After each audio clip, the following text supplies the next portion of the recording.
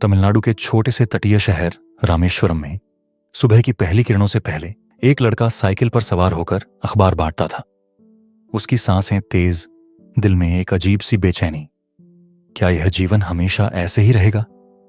क्या सपने कभी पूरे होंगे? यह लड़का था अवुल पकीर जैनुलाब्दीन अब्दुल कलाम, जिसे दुनिया बाद में मिसाइल मैन के नाम से जानती।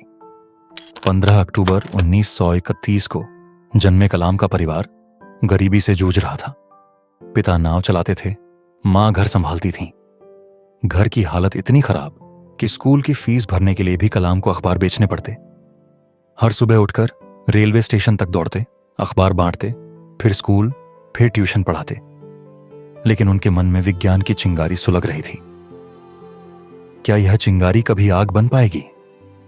संघर्ष और बढ़ता गया। स्कूल में पढ़ाई अच्छी थी, लेकिन संसाधन नहीं। फिर भी उन्होंने हिम्मत नहीं हारी। रामनाथपुरम के स्कूल से मैट्रिक किया, फिर तिरुचिरापल्ली के सेंट जोसेफ कॉलेज से भौतिकी में स्नातक।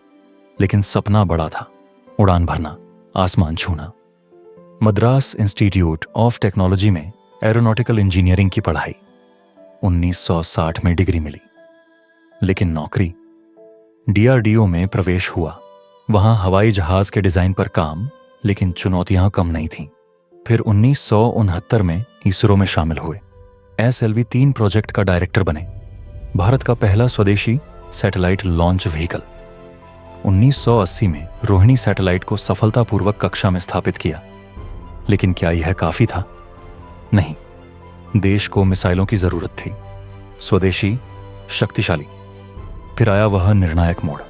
1982 में DRDO लौटे। Integrated guided missile development programme की कमान संभाली। संसाधन कम, समय कम, दबाव बहुत। लेकिन कलाम ने कहा, हम बनाएंगे। पृथ्वी मिसाइल 1988 में तैयार। अग्नि 1989 में उड़ी। मध्यवर्ती दूरी की बैलिस्टिक मिसाइल। आकाश, त्रिशूल, नाग, एक के बाद एक सफल परीक्षण। दुनिया हैरान। भारत अब मिसाइल शक्ति बन चुका था। 1998 में पोखरण 2 परमाणु परीक्षणों में उनकी अहम भूमिका। भारत परमाणु शक्ति संपन्न राष्ट्र बना। उनकी मेहनत, लगन और दूरदर्शिता ने उन्हें मिसाइल मैन ऑफ इंडिया का खिताब दिया। 2002 में वे भारत के 11वें राष्ट्रपति बने, पीपुल्स प्रेसिडेंट। लाखों युवाओं को प्रेरित किया, सपने दिखाए।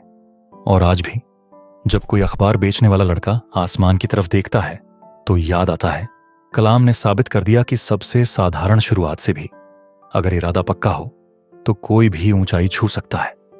सपने देखो, मेहनत करो, क्योंकि भारत का भविष्य तुम्हारे हाथों में है, हाथों में